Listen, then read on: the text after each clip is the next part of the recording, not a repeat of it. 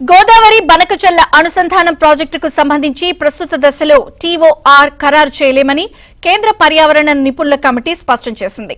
బనకచెర్లపై AP ప్రతిపాదనను వెనక్కి పంపిస్తూ 3 సిఫారసులు చేసింది కమిటీ. సిడబ్ల్యూసీ సహాయంతో వరద నీటి లభ్యతపై సమగ్ర అధ్యయనం చేయాలంది.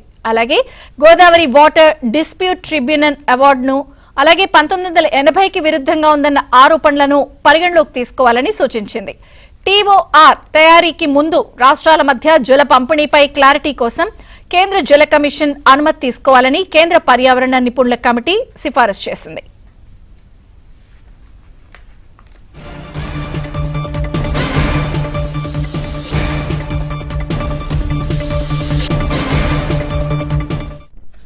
బనకచెర్ల ప్రాజెక్టుపై కేంద్ర జలవనరుల కమిటీ పలు సందేహాలను కూడా లేవనెత్తింది. అలాగే కేంద్ర పర్యావరణ నిపుణుల కమిటీ ఇంకేమందో మరిన్ని వివరాలు ఢిల్లీ బ్యూరో చీఫ్ కృష్ణ అడిగి తెలుసుకుందాం. కృష్ణ, విజయచంద్రిక, పోలవరం బనకచెర్ల ప్రాజెక్టుకు పర్యావరణ అనుమతులు ఇవ్వలేమని ఎక్కడ కూడా ఎన్విరాన్మెంట్ అసెస్మెంట్ కమిటీ ఈఏసీ ఎక్కడా చెప్పలేదు. కాకపోతే ఏదైనా ఒక ప్రాజెక్ట్ చేపట్టినప్పుడు పర్యావరణ అనుమతులు తీసుకోవడానికి ముందు అనేక దశలు ఉంటాయి. ఆ పర్యావరణ అనుమతులు తీసుకోవడానికి ముందుగా అంటే పర్యావరణ ప్రభావాన్ని అంచనా వేయాల్సి ఉంటుంది. ఏదైనా ఒక ప్రాజెక్ట్ ఉన్నప్పుడు ఆ ప్రాజెక్ట్ నిర్మిస్తే దాని యొక్క ప్రభావం పర్యావరణం మీద ఎంత పడుతుంది అనే పర్యావరణ ప్రభావాన్ని అంచనా వేయాల్సి ఉంటుంది. అయితే ఆ పర్యావరణ ప్రభావాన్ని అంచనా వేయడానికి టీఓఆర్ ను తయారు చేయాలి, టర్మ్స్ ఆఫ్ రిఫరెన్స్ ను తయారు చేయాల్సి ఉంటుంది. ఆ టర్మ్స్ ఆఫ్ రిఫరెన్స్ విధి విధానాల మేరకు ఈ యొక్క పర్యావరణ ప్రభావాన్ని అంచనా వేయండి అంటూ ఒక కమిటీకి వేయాల్సి ఉంటుంది. అయితే కేంద్ర నిపుణుల కమిటీ, కేంద్ర పర్యావరణ నిపుణుల కమిటీ తొలి దశలోనే ఈ టీఓఆర్ ని తయారు చేయాలంటే ఏపీ ప్రభుత్వం పంపినటువంటి ప్రతిపాదన పైన మొన్న జరిగినటువంటి సమావేశంలో అనేక అభ్యంతరాలను, అనేక సందేహాలను కూడా లేవనెత్తింది.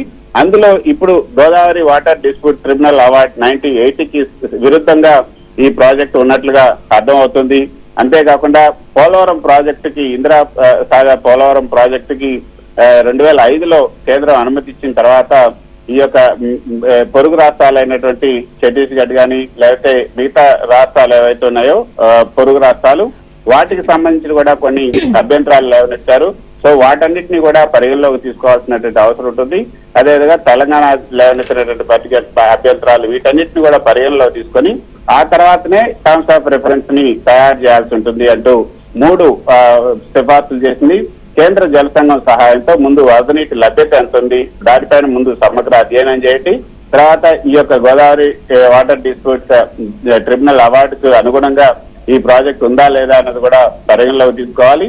ముందు ఈ రాష్ట్రాలకు మధ్య జల పంపిణీకి సంబంధించి క్లారిటీ కోసం కూడా కేంద్ర జల సంఘం యొక్క అనుమతి కూడా తీసుకోవాలి.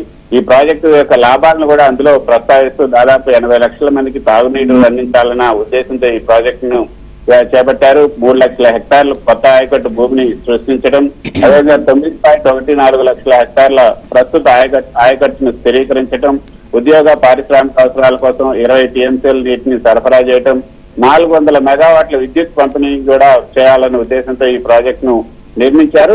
అయితే ఈ ప్రాజెక్ట్ ను ఏదైతే ఇది తూర్పు గోదావరి, పశ్చిమ గోదావరి, ఏలూరు, ఎన్టీఆర్, పల్నాడు, అదేవిధంగా ప్రకాశం, నంద్యాల ఈ జిల్లాల ఈ జిల్లాలు కూడా లబ్ధి పొందుతాయి. కాబట్టి ఈ ప్రాజెక్ట్ లక్ష్యాలు అయితే బాగానే ఉన్నాయి.